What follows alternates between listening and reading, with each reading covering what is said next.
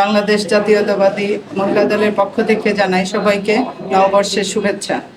এবং আমি দেশবাসীকে বলতে চাই, খালেদা জিয়া কারাবন্দী আছে, আমার নেত্রী অনেকদিন অসুস্থ আছে, তার নিঃশর্ত মুক্তি চায় এবং সে যেন সুস্থ হয়ে আবার দেশবাসীকে সেবা করতে পারে। দেশবাসী আমরা যেন তার সুস্থতা কামনা করি।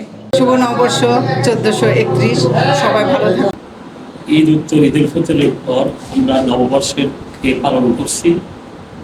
আমি আমার পার্টির নেতা কর্মী, দেশবাসী, দেশের আপামর সাধারণ যারা নির্যাতিত, যারা আজকে যে মানুষগুলো কথা বলতে পারে না, যে দেশে আজকে যে স্বৈর শাসন, লুটেরার শাসন চলছে, এর মধ্যেও বিএনপির নেতা কর্মীরা অত্যন্ত সুদৃঢ় অবস্থানে আমরা দাঁড়িয়ে রয়েছি। আমরা আমাদের অবস্থানকে আগামী দিনে আরো পাকাপোক্ত করতে চাই, এই লুটেরাদের হাত থেকে দেশকে মুক্ত করতে চাই।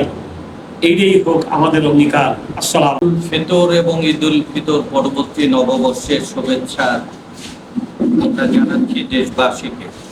বাংলাদেশে যে ফ্যাসিবাদ চলছে, বাংলাদেশে যে গণতন্ত্র নেই, ভোটের অধিকার নেই, আইনের শাসন নেই, আমরা ঈদুল ফিতরে আমরা মহান সৃষ্টিকর্তার কাছে আমরা প্রত্যাশা করে আবেদন করেছি দেশে যেন আইনের শাসন, গণতন্ত্র এবং ভোটের অধিকার ফেরে। নববর্ষে আমরা সমস্ত দেশবাসীকে শুভেচ্ছা জানাচ্ছি বাংলাদেশ জাতীয়তাবাদী দলের পক্ষ থেকে। এই নববর্ষেও আমরা জাতিগতভাবে আমরা দেশকে ঐক্যবদ্ধ করব, দেশে গণতন্ত্র ফেরত আনবো, ভোটের অধিকার ফেরত আনবো, আইনের শাসন ফেরত আনবো। এই আমাদের অঙ্গীকার। ঈদুল ফিতর এবং নববর্ষের শুভেচ্ছা আমাদের অঙ্গীকার।